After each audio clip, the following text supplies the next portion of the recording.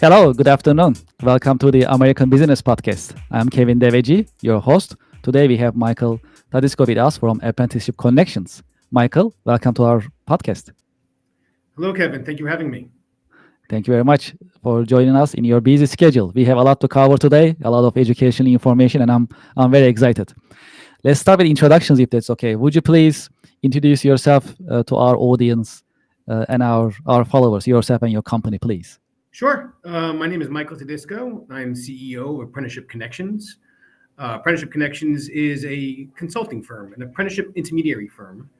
Like lawyers, accountants, financial advisors, we are an expert in our area, and our area happens to be workforce development, specifically geared towards Department of Labor registered apprenticeship programs. I know we're going to go into more detail what that means, but we handle all the heavy lifting. We streamline the entire process. We like to make it as stress-free as possible Mhm. and to ensure long-term success. Absolutely, that's very exciting. And we had a previous guest. We talked about manufacturing, American manufacturing in general, and how important it is for U.S. economy. So I'm glad that we are covering today apprenticeship programs, and very helpful for manufacturing industry. Very could not agree more with you. And I love talking about apprenticeship programs, so I'm very excited. Thank you. Absolutely. You have ton of knowledge. So I'm very excited for this podcast. Well, also for our audience, would you please um, tell us how did you choose your career? Sure. Not to spend too much time onto it, but listen, born and raised on Long Island, Generation Xer, right? So as we know, back in the '90s, to be successful, you had to go to college, right? So I went to college. Mhm.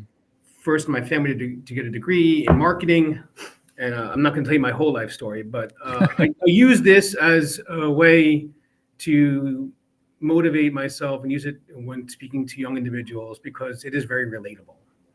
So you graduate college, you get a job in the city, you get a marketing degree, and you find out that you don't like what you do, and it's much harder when you graduate college to find a career. And you take a bunch of aptitude tests, and you're like, well, the only thing I'm good at is sales. So I get involved in a lot of different sales opportunities, mortgages, financial services, chasing the rainbow to the pot of gold that never existed. I'm sure many people can relate to that. And again, this is organic, right? Because at 18, you think you know what you want to be for the rest of your life, and we have this question that we ask young individuals: what do you want to be when you're 18 or 19 or 20? Just follow a roadmap, and some roadmaps will hit some dead ends, some bumps along the way, and organically, you will get put into a situation like mine in my late 30s when I was working for an organization that advocated for non-union construction companies, which I didn't even know existed. And it wasn't until my 30s that I got even introduced to the world of apprenticeship programs, right? Because I don't think, and we still don't do it currently now. In high school, apprenticeship programs aren't really discussed to the magnitude that they need to, unlike other countries around the world where it is very common and more likely the norm. Um, but from 2013 to 2018, I worked for this organization firsthand, seeing how successful young individuals on Long Island, high school dropouts who are going through construction related apprenticeship programs. And I really felt like there was a need here. And after those 5 years ended, and I was like, listen, this is something that definitely more people need to know about, and no one is discussing. So I took it upon myself in 2019 to start this consulting company to do just that, to get out there, spread the word, spread the message to all industries that are really looking to understand that there is an alternative way to grow your workforce, both from the employer's perspective as well as to the young individual. Because young individuals now coming to the workforce need to know that the college route, which is still acceptable, is not the only route, so to speak. Absolutely. Actually, you work with manufacturers a lot and other businesses, as well as I know that you have a lot of interaction with the next generation, and you do a lot of you deliver a lot of mentorship in that sense. When we look at it from this point of view, what are the most exciting and challenging part of your job? Oh man, I think the most exciting part is truly um, getting the actual chance to educate businesses and showing them that how apprenticeship programs are a successful tool in growing their workforce. As we all know, after COVID, a lot of industries, not just the manufacturing industry, a lot of industries got hit where they were unable to find experienced workforce. That used to be this very simple case pre-COVID. If you have experience, you bring them in, you interview them, they always have an understanding. But when they did not have that option anymore after COVID, a lot of young individuals either weren't in the industry, those that were experienced either left Hmm. or were taken from other companies. Yes. Now we have the chance to really change the landscape. And that's the exciting part is I get to make a difference in people's lives, both on the employer side and the individual side. And taking in a young individual straight out of high school that couldn't afford college, didn't want to go to college, putting them to a actual career-based model where they're going to learn a career and a skill, and giving that opportunity to be put into a program that not just a couple months like an internship, but an actual apprenticeship program that's years long with a guaranteed wage increase. That's exciting. A 42-year-old woman who was a stay-at-home mom who wanted to get back into the workforce, getting her connected with a company to do a junior accountant apprenticeship program. And now she gets to learn a new skill later on in her life. That's exciting. Like, it's making a difference. Creating new career paths. I mean, my job is just so exciting because every single day is something new. I mean, as many entrepreneurs know, but I'm at such a early onset of the industry. I'm making changes on all different aspects and all different levels. On the flip side of that, when you say challenges, it is slightly difficult to get in front of businesses and truly change their misconceptions of what they think they know. And obviously, since it is related to a government program or government agency, there's always like, well, it's the Department of Labor. Well, it's my job to give them peace of mind and knowing that, listen, this is why I'm here. I'm here to advocate on your behalf. Nothing is going to be done, no issues, no problems. There is red tape. I mean, it's a government program, so there is some hoops that you have to jump through. But that is my goal, is to give them that peace of mind and knowing that this is what me and my team do, and to facilitate an easy process.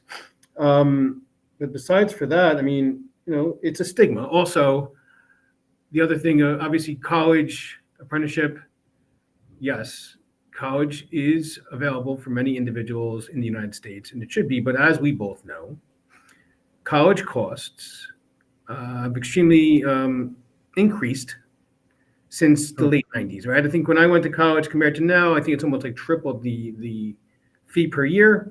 And it's making it harder and harder for young individuals to even go to college. So, they also, on an individual level, going to high schools and letting them know, hey, there's an alternative. I'm not saying I don't want you to go to college. I'm just saying, listen, there's an alternative available to you where you could actually pursue a career path early on, figure out what you want to do. Hey, this is something I'm interested in. Get hired by an employer, get paid to work, and have the employer pay for your education. So it's really a win-win. But like I said, when I talk to you about it, it's common sense. But it's getting the opportunity to actually sit down and having people open-minded to the conversation is definitely a challenge. Mhm. Yeah, let's dive deeper in this, if that's okay. So, how companies and individuals can get in touch with you? How can they benefit from the apprenticeship programs um, to get it Right. started? So, I think, like I said, I know we have limited time, but I won't go too much into it. I think, like right off the bat, the misconception, everyone's heard of an internship, and internships are great. I don't want people not to sit here and say, oh, he's anti-internship. I'm not anti-internship. Just that if you asked 10 or 11 different people what an internship is, you get a lot of different answers. It's paid, it's not paid, it's 3 weeks, it's 6 weeks, it's filing, data entry. It definitely does serve the purpose of taking an individual and exposing them to the work environment, which is crucial. Young individuals need to know what it means to work an 8-hour day, dress professional, act professional in that manner, so it still serves a purpose. An apprenticeship program. An apprenticeship program is a customized by the employer training program that encompasses both on-the-job training as well as classroom education. So they're a full-time employee, part-time student, taking classes either online, at a vocational school, and now, thanks to the New York State, you could have that apprentice go to community college, SUNY community colleges, and take certain courses and getting them credentials or certifications. You and I both know the work environment right now. It's not so much the degree, it's the certifications in that industry that are more important to the employer, right? As you know, I'm in IT, NetPlus, CompTIA, right? These are Mhm. certifications that an employer is looking for, not which college you graduated from, but if you have those degrees, that is going to help that individual get into that position. So the apprenticeship program model takes an individual and says, okay, well, every day you come in, I'm going to expose you to different tests, different responsibilities into that career path. Like I said before, there's I said before with your junior accountant, manufacturing, as we all know, construction is, still the thought of apprenticeship program model, electrician, plumber, carpenter. There's 60 different apprenticeship programs in that. But nursing, teacher assistant, fitness instructor, and these are programs that I'm currently doing on Long Island. So it isn't just like, oh, this isn't for me. Every single employer that's listening to this podcast has a career within their business model that they want to be able to teach someone. And now there's a structured way of doing so by following this roadmap or model of training. It's a training program. And you get to choose which classes they are taking at the SUNY school institution because, you're going to take blueprint reading, welding, first aid CPR, finances, whatever the case may be. It's stuff that they're going to come back and use on the job, making it relatable. And it's definitely a much easier task. Let's use that junior accountant program. You know, Mhm. Kevin, I can't believe I'm saying this. Back in my day, right? Yes. Be an accountant, you had to go for 4 years of schooling, then get your master's, and then get a job. So that's like 8 years, and who knows how much money in education to find out what happens if you find out you don't like being an accountant. Right? Mhm. You're kind of stuck after spending 8 years of education, all that money. Like you can't really feel like you True. can make a change. Now, in this apprenticeship model, you're exposing someone early on. You're providing them a way of making some money, sending them to school, and it's a 2-year program. So in those 2 years, what happens at the end of those 2 years? Hey, this is something I want to pursue. Let me go get my bachelor's degree or master's in accounting. Or thank you for this opportunity. I realized much earlier on in the process that accounting isn't for me. I'm going to go pursue another opportunity or another career. So it does help both the employer and employee with that kind of situation. And I'm sorry for going off the tangent, but I know, listen, it's one of the opportunities to go into more detail about apprenticeship programs. But you Sure, of find my course. information my website is, the name of the company is Apprenticeship Connections. You can Google that. There isn't any other companies like mine. The website is acccnys.org. That's 3 C's. On our website, there's a list of over 175 different training programs in all different industries: automotive, IT, health and human services, hospitality, manufacturing, maintenance. Again, because these are all industries that have career paths available to them, as well as a contact us page where you can send us a message and someone from our team can get back to you and set up a meeting to go into more detail. Yes, absolutely. This is really educational. Also, would you like to share information about the grant that you got recently uh, with our audience? Thank you very much for that opportunity. Yes. So, for anyone watching or listening to this podcast, you know, there are many different opportunities when it comes to workforce that, from the federal level, there are grants and programs available to you. There are state agencies, programs that provide tax credits and funding opportunities. I mentioned to you before a SUNY grant that could take young individuals and send them to SUNY universities for the related instruction. And last but not least, there are local agencies we call workforce development boards all across the country.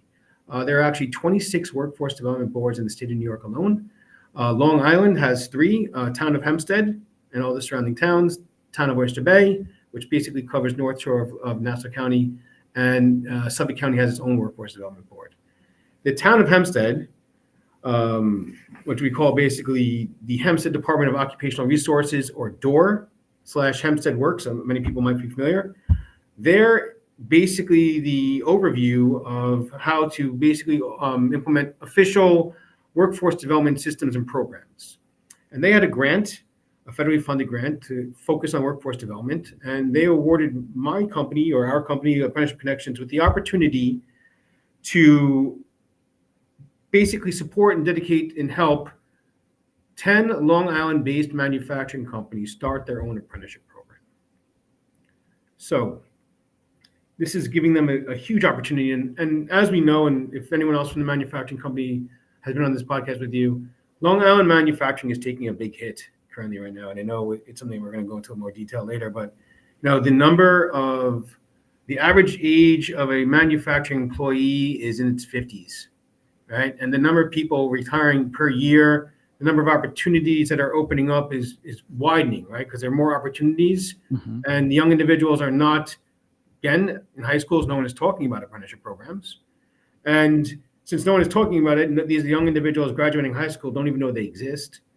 And there are so many job opportunities and so much needs so these apprenticeship programs are connecting that link, right? Taking young individuals out of high school or even possibly out of college, getting them hired by a business, training them a skill, and hopefully will grow work retention and allowing that roadmap or progression of career to show them that you could start at an entry level position.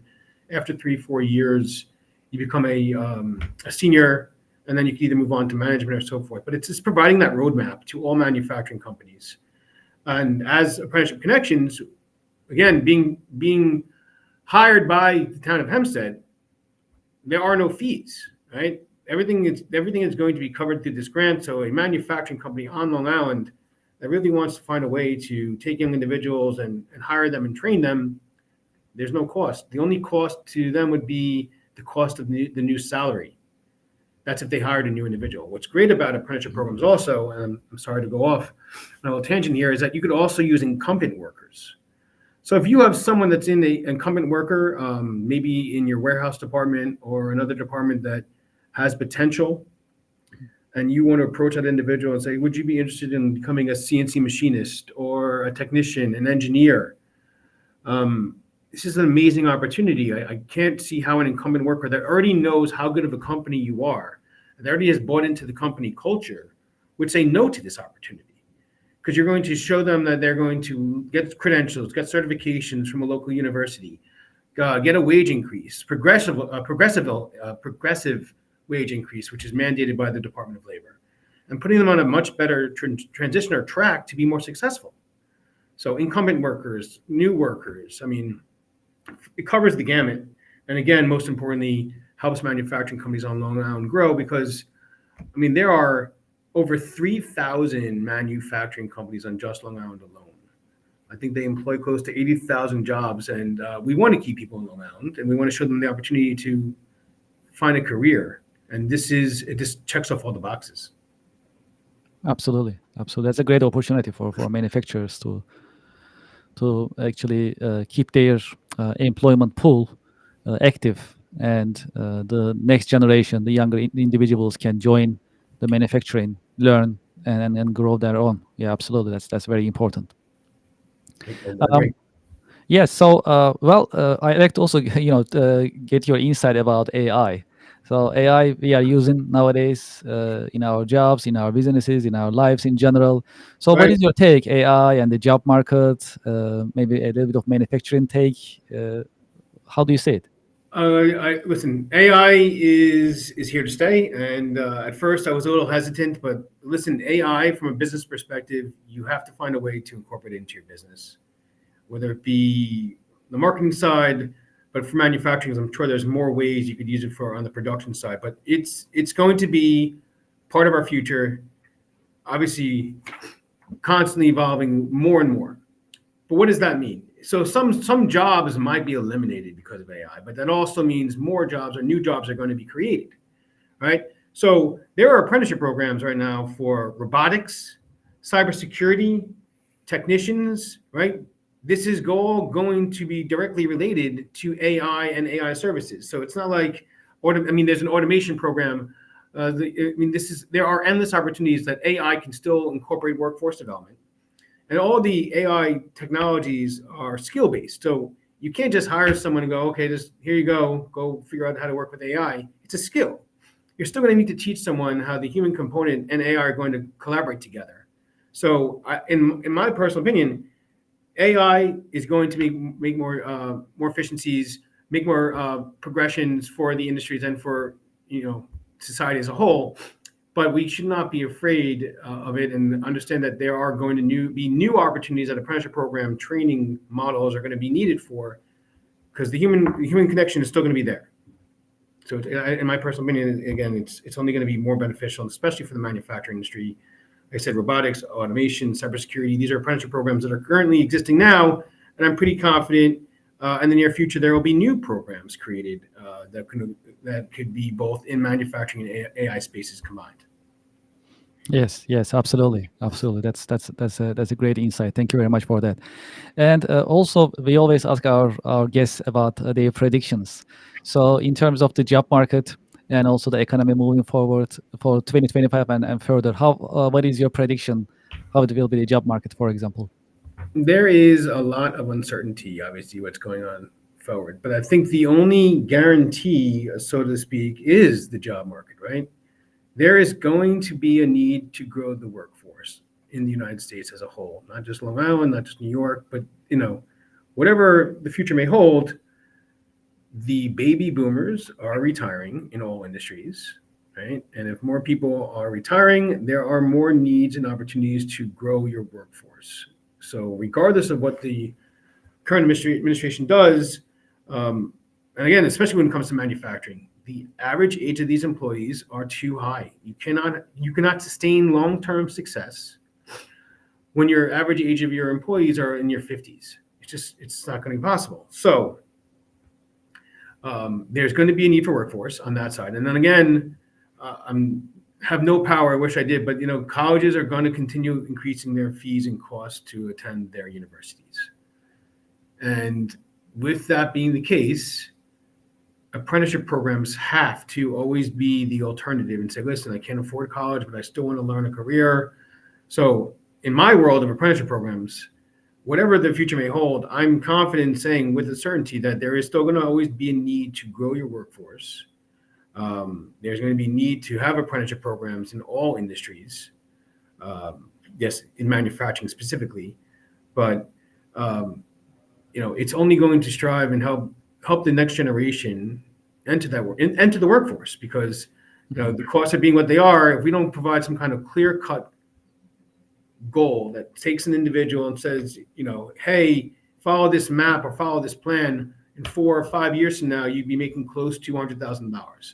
They want to see that, right? After we knock down their misconception that when they graduate college, they're going to make $100,000 a year, after we get that out of their head and say, you're not going to make $100,000 the first year out of college, but follow this map, follow this plan.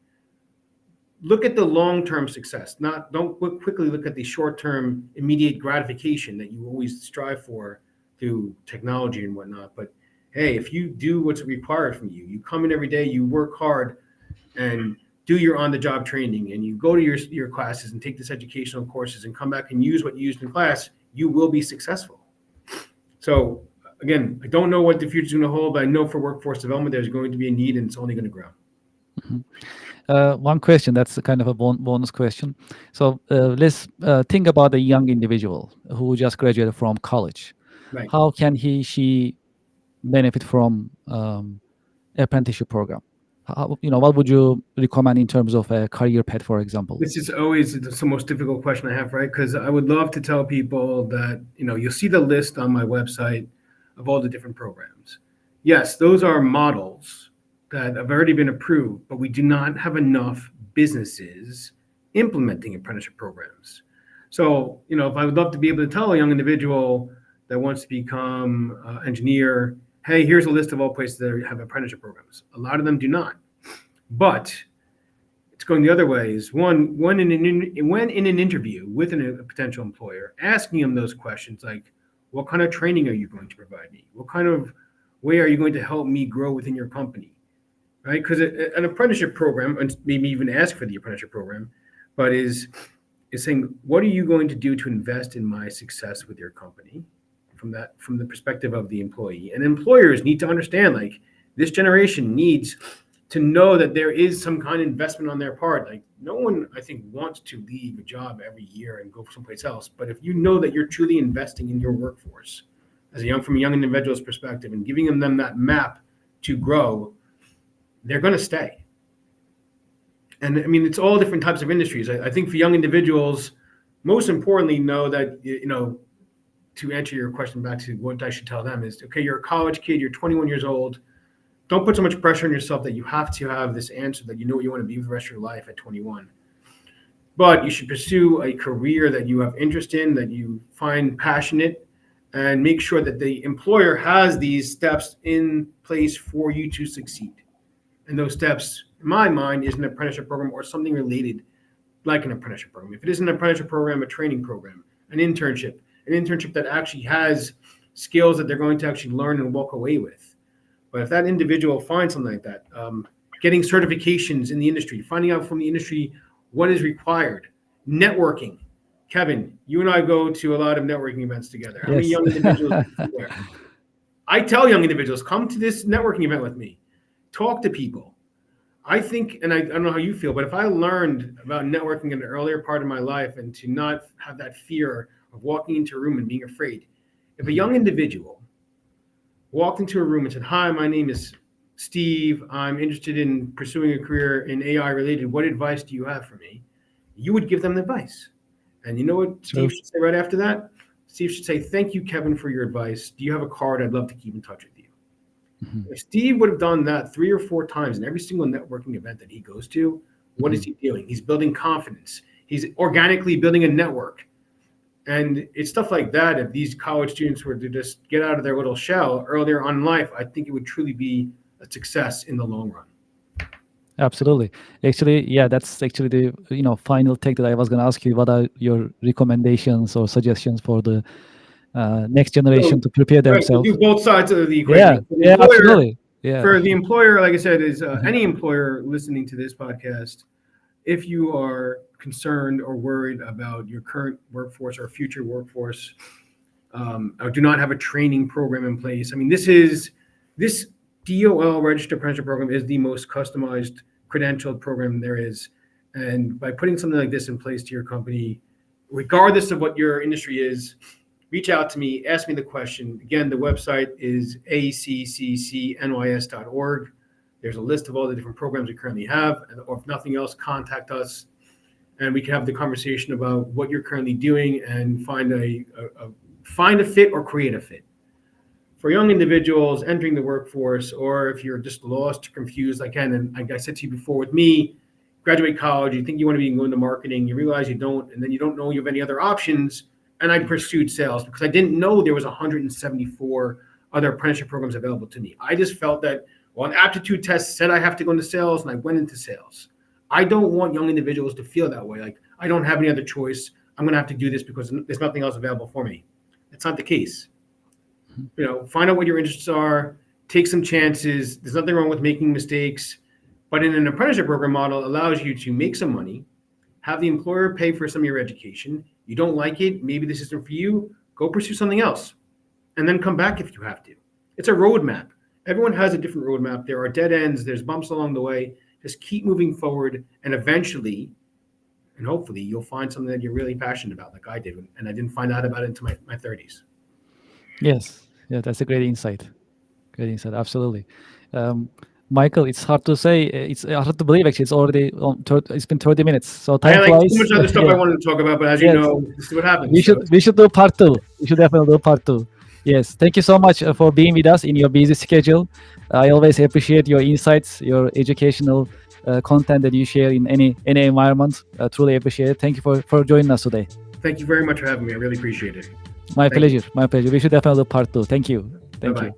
And to our audience and our listeners, thank you very much for being with us. Every Friday afternoon is time for the American Business Podcast. So you can always join us afternoons on Fridays, and we have the chance to learn from experts. Today we learn from Michael Tadisco. Knowledge is power, and let's learn from experts. I'm looking forward to having you at our coming webinar sessions and podcast. Thank you very much. Have a nice day.